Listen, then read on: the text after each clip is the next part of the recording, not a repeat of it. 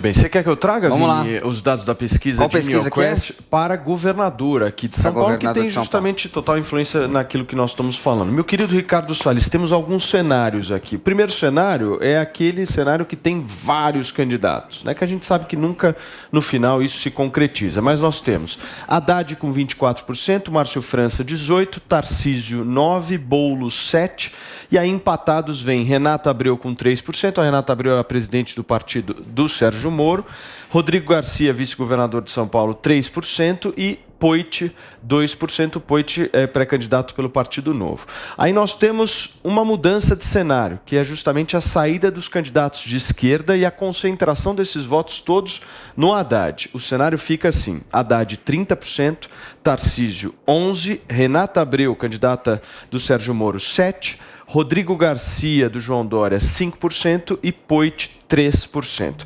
Vamos para mais um outro cenário rápido, cenário que é justamente a saída da Renata Abreu do processo, a saída da candidatura do Sérgio Moro aqui em São Paulo. Fica Haddad 31%, Tarcísio 12%, Rodrigo Garcia 6% e Poit 4%. E aí, se nós retirarmos a candidatura do Vinícius Poit, ficaria Haddad 35%, Tarcísio 15% e Rodrigo Garcia 8%. Salles, eu quero uma análise sua sobre esses cenários. Há um outro cenário, Paulo, que acho que não foi citado aí, é o seguinte: quando se informa ao eleitor que o Tarcísio é o candidato do presidente Bolsonaro, ele sobe para próximo de 25%. O Tarcísio, ele é, obviamente, desconhecido aqui no estado de São Paulo, mas também com baixíssima rejeição. Quando ele é identificado como o candidato do Bolsonaro, da mesma forma que se identifica que o Rodrigo Garcia é o candidato do João Dória e que o Haddad é o candidato do Lula, esse cenário muda completamente. Eu acho esta hipótese, com os respectivos padrinhos, digamos assim, mais realista do que uma pesquisa feita a seco, dizendo quem vota em A, B ou C. De qualquer forma, vê-se claramente que a esquerda tem sempre aquela fatia de votos cativos, em torno de 25%, 30%, nessa pesquisa representada por Haddad e Márcio França, em conjunto ou separadamente. A direita, que está principalmente representada por Tarcísio, também tem seus 20%, ou terá seus 20%, 25% de piso. Aí eles dividem os votos. Uma parte vai para o Rodrigo, uma parte para o Poit, uma parte para a Renata, se ela for candidata mesmo, que eu não acredito. Salles, posso trazer pesquisa para Senado, Vini, aqui? Porque também tem números de Senado aqui. Vamos para o primeiro cenário. Da Atena, quase 40% das intenções de voto para senador aqui no estado de São Paulo. Seguido de Márcio França, que aí seria justamente a aliança que o PT pretende fazer, com 15%. Paulo Scaff, 13%. Janaína Pascoal, 6%. Num cenário sem Paulo Scaff, temos da Atena com 42%, Márcio França, 21% e Janaína Pascoal com 8%. Essa pesquisa foi realizada justamente nos dias de ontem e anteontem, entrevistou algumas milhares de pessoas que eu vou pegar aqui. Nós temos 1.640 pessoas que foram entrevistadas. Debate de Datena com Janaína ia ser divertido. O que vocês acham dessa coisa do Senado? Tem os cenários de segundo turno também, né? Vamos falar? Eu tenho aqui. Temos. Tenho aqui. Vamos lá. Vamos para o cenário de segundo turno então, Vini. Então falei de Senado, vamos voltar à coisa dos governadores aqui, né? Então, num cenário Haddad versus Rodrigo Garcia, num segundo turno, nós temos 41% para o petista, 25% para o tucano Rodrigo Garcia. Num outro cenário de Haddad versus Tarcísio, nós temos 42% a 27% pró-Haddad, pró-candidato petista. Num cenário Haddad e Márcio França, esse cenário é bem improvável que aconteça, né? Mas enfim, 38% Haddad, 33% Márcio França. Num cenário Márcio França e Rodrigo Garcia, 44% para Márcio França, 15% para Rodrigo Garcia. E num cenário Tarcísio e Rodrigo Garcia, que eu também acho que é bem improvável que aconteça, 29% Tarcísio e 18% Rodrigo Garcia, minha querida. Está bem estabelecido o Haddad, e aí vai ficar entre Rodrigo Garcia e Tarcísio. As pessoas têm dito que essa é uma eleição definida em primeiro turno da seguinte forma, né? O Haddad vai para o segundo turno, porque o voto do PT e da esquerda é um voto cativo, então não importa o que aconteça.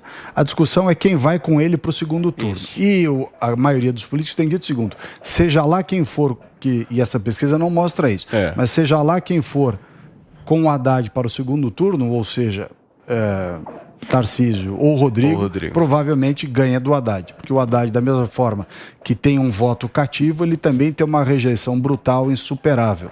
Então, a esquerda, como um todo, tem uma rejeição em São Paulo. Aqui no estado de São Paulo. Aí tem uma pergunta para fazer para vocês. Então, vocês estão me resumindo aqui que a briga vai ser entre Rodrigo Garcia e Tarcísio, certo? Para a disputa de quem vai com Haddad para um segundo turno em São Paulo, visto essa aliança toda que a esquerda está promovendo entre Márcio França, Haddad Boulos... ou Márcio, né? Um dos dois. Eu não acredito que saiam os dois. A pergunta que eu faço para vocês é: o que será mais forte justamente para que esse candidato, seja o Rodrigo ou o Tarcísio, vá para o segundo turno? O apoio de Bolsonaro ou a máquina do governo do estado de São Paulo? O que é mais forte, Vitor? Ou também há um terceiro fator aí, que é a discussão, que isso ainda está em aberto, pelo menos teoricamente, do Alckmin como vice do Lula. E isso aí também vai depender mas situação da eleição em São Paulo. Nessa pesquisa aqui, você acredita que a influência que o Alckmin tem no voto para governador hoje é menor do que a do Sérgio Moro?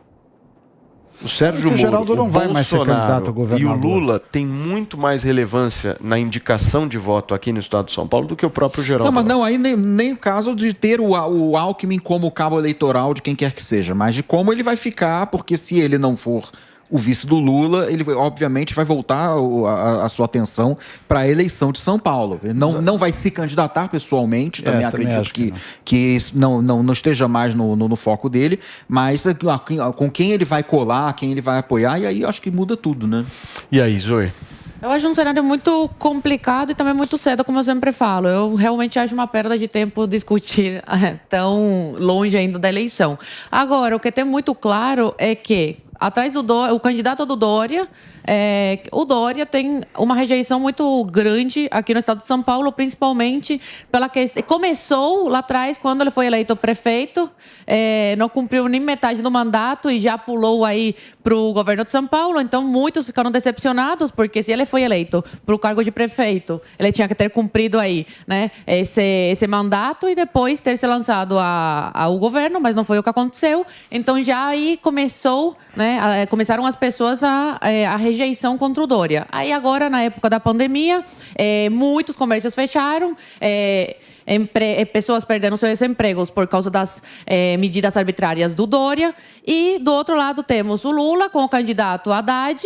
O Lula, que é o maior corrupto da história do Brasil, um ex-presidiário. E, do outro, temos o Bolsonaro com o Tarcísio, apoiando o Tarcísio. O Tarcísio, até agora, tem feito um trabalho brilhante. Não tem até a oposição reconhece que o Tarcísio, como ministro, está se saindo muito bem. Então, nesse cenário aí, acredito que seja Lula, porque, infelizmente, a esquerda ainda tem uma força, e por maior que seja a rejeição, acredito que a do Dória aqui em São Paulo seja maior que a do Haddad, e contra o Tarcísio.